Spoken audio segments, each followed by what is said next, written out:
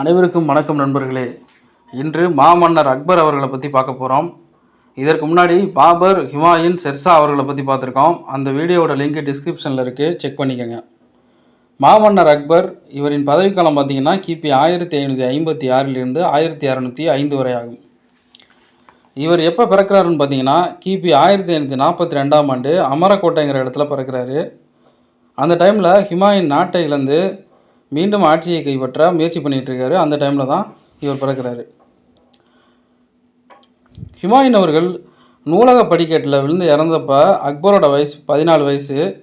கிபி 1556 அக்பர் அவர்கள் அரசராக முடிசூட்டப்படுறாரு. பைராம் கான் தான் அக்பரோட பாதுகாவலராக இருக்கார். அந்த டைமில் ஹெமு என்பவர் அக்பருக்கு எதிராக படையெடுக்க வர்றாரு. அந்த ஹெமு யாருன்னு பார்த்தீங்கன்னா வங்காளத்தை ஆண்ட முகமது ஷாவிடம் அமைச்சராக பணிபுரிந்தவர். ஹெமு தோற்று போயிடுறாரு. எப்படி தோப்பாருன்னு பார்த்தீங்கன்னா ஹெமு தான் ஜெயிக்க வேண்டியதாக இருக்கும். அந்த டைமில் எங்கிருந்தோ அந்த அம்பு ஹெமுவோட கண்ணு மேலே பட்டுரும். அதனால் ஹெமு தோல்வியை தழுவிடுவார். அதனால் மீண்டும் அக்பர் அவர்கள் முகலாய ஆட்சியை டெல்லியிலையும் ஆக்ராவிலையும் நிறுவிடுவார். ஜெயித்ததுக்கப்புறம் பைராம் கான் ஒரு 4 ஆண்டுகள் இவருக்கு சப்போர்ட் பண்ணியிருப்பார். மூத்த அமைச்சர்கள் அப்புறம் அவர்களுக்கு கீழே ஒர்க் பண்ண அமைச்சர்கள்லாம் பைராம் கானை பற்றி அக்பர்கிட்ட கம்ப்ளைண்ட் பண்ணுறாங்க. ஸோ அக்பர் பைராம் கானை கூப்பிட்டு நீங்கள் படையெடுப்புக்கு போங்க, இல்லாட்டி புனித பயணம் மெக்காவுக்கு போங்க அப்படின்னு சொல்லிடுவாங்க. இவர் மெக்காவுக்கு போயிட்டு இருக்கும்போது அங்கே போகிற வழியில் ஆப்கானியர் ஒருவரால் கொலை செய்யப்பட்டார் அப்படின்னு சொல்கிறாங்க. ஏன்னா அதுக்கு முன்னாடி நடந்த ஹெமு போர் தொடுத்திருப்பார் பார்த்தீங்களா, அவர் ஒரு ஆப்கானியர் தான். ஸோ அதுக்கு பழித்திருக்கும் விதமாக அவர் கொலை செய்யப்பட்டார் அப்படின்னு சொல்லிக்குவாங்க. அதுக்கப்புறம் அக்பருக்கு ஹெல்ப் பண்ணுறதுக்காக அக்பரோட வளர்ப்பு தாய் மகாமனகா அவர்கள் 2 ஆண்டுகள் நிர்வாகத்தை கவனிச்சுக்கிறாங்க. அந்த கவர்மெண்ட் பெட்டிகோட் கவர்மெண்ட் அப்படின்னு சொல்லுவாங்க. மகாமனகா தனது மகன் ஆதம் கானை அரசராக விரும்புகிறாங்க. ஆனால் அவர் கொலை செய்யப்பட்டுருவார். ஏன் கொலை செய்யப்பட்டுருவார்னு பார்த்தீங்கன்னா பைராம் கான் இருக்கார் பார்த்தீங்களா, அவர் இடத்துக்கு அக்பர் ஒருத்தரை நியமிப்பார். அவர் ஆதம் கான் கொலை பண்ணிடுவார். அதனால் அவருக்கு தண்டனை கொடுக்குற மாதிரி ஆயிரும். அடுத்து பார்த்தீங்கன்னா அக்பரோட வெற்றிகளை பற்றி கொடுத்துருக்காங்க. ஜெய்ப்பூரை ஆண்ட பீகாரிமால் இவரோட மேலாண்மை ஏற்றுக்கொண்டார் அப்படின்னு சொல்கிறாங்க. ஜெய்ப்பூரோட இளவரசி தான் ஜோத்பாய். ஜோத்பாயை தான் அக்பர் மேரேஜ் பண்ணியிருப்பார். அடுத்து கோண்டுவானா பகுதியை கைப்பற்றி அரசி துர்காவதியை இவர் வீழ்த்துறாரு. அதுக்கப்புறம் மாலவம் மற்றும் சூனார் பகுதியையும் கைப்பற்றுறாரு. இவருடைய ஆட்சி பகுதி எவ்வளோன்னு பார்த்தீங்கன்னா மேற்கே ஆப்கானிஸ்தானிலிருந்து கிழக்கே வங்காளம் வரையிலும், வடக்கே இமயமலையிலிருந்து தெற்கே கோல்கண்டா வரை பரவிருந்தது அப்படிங்கிறாங்க. கிட்டத்தட்ட தக்கானா வரையும் வந்துட்டார். அதுக்கப்புறம் ஜெய்ப்பூர் இளவரசி ஜோத்பாயை மணந்து கொண்டார்னு நம்ம ஆல்ரெடி பார்த்துட்டோம். அது மட்டும் இல்லாமல் பீகானின் மற்றும் ஜெய்சால்மர் இளவரசிகளையும் இவர் மணந்து கொண்டார் அப்படிங்கிறாங்க. அதுக்கப்புறம் முஸ்லீம் அல்லாதோர் மீது விதிக்கப்படும் ஜெசியா மற்றும் புனித பயண வரிகளை ரத்து செய்தார் அப்படிங்கிறாங்க. ராஜா மான்சிங், ராஜா பகவந்தாஸ், ராஜா தோடர்மால் மற்றும் பீர்பால் போன்றவர்கள் உயர் பதவியில் அமர்த்தினார் அப்படிங்கிறாங்க. இவங்கெல்லாம் அமைச்சர்களாக இருந்திருப்பாங்க அக்பரோட அமைச்சரவையில். அதுக்கப்புறம் சான் பிவி என்ற அரசரை தோற்கடித்து அகமது நகர் அப்படிங்கிற ஏரியாவை இவர் கைப்பற்றார். அடுத்து இவரோட இலக்கிய பணி என்னன்னு பார்க்கலாம். அவையில் நிறைய அறிஞர்கள், புலவர்கள் இவங்கெல்லாம் இருந்திருக்காங்க. இவரின் அவையில் இருந்த ராஜா தோடர்மல் என்பவர் பாகவத புராணத்தை பாரசீகத்தில் டிரான்ஸ்லேட் பண்ணியிருக்காரு.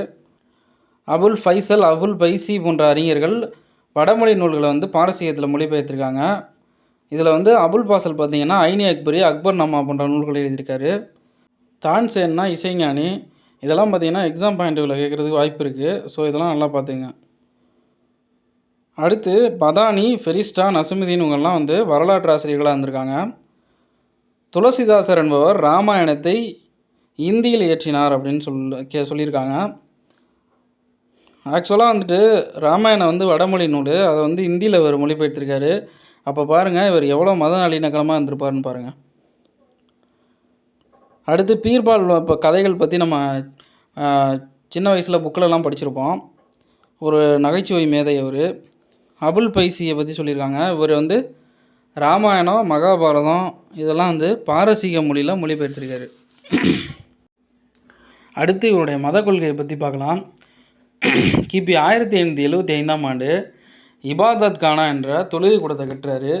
இந்த தொழுகை கூடத்தில் சமண மதம், புத்த மதம், சைவ மதம், இந்து மதம் போன்றவர்கள் வந்துட்டு கூடி தன்னுடைய மதங்கள்த்தையும் அதில் சொல்லியிருக்க நல்லொழுக்கத்தை பற்றியும் விவாதிப்பாங்க. அடுத்து பார்த்திங்கன்னா இவர் வந்து ஒரு தவறுபடா ஆணை அப்படிங்கிற ஆணையை வெளியிடுறாரு. தன்னை அரசராகவும் சமய தலைவராகவும் அறிவிச்சுக்கிறாரு.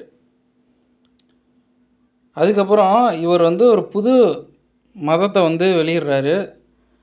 அதாவது அந்த மதத்தோட பேர் என்னன்னு பார்த்தீங்கன்னா தீனிலாகி. எந்த வருஷம் வெளியிடுறாரு பார்த்தீங்கன்னா கிபி 1582ஆம் ஆண்டு.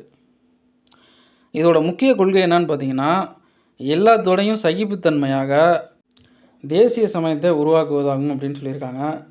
அடுத்து ஒரு நிலவரி சீர்திருத்தம் பண்ணுறாரு. நம்ம ஆல்ரெடி வந்துட்டு ஷெர்ஷா சூரை பற்றி பார்க்கும்போதே பார்த்தோம். அவர் என்னென்ன ஃபாலோ பண்ணாரோ அதெல்லாம் வந்து அக்பர் ஃபாலோ பண்ணுவார்.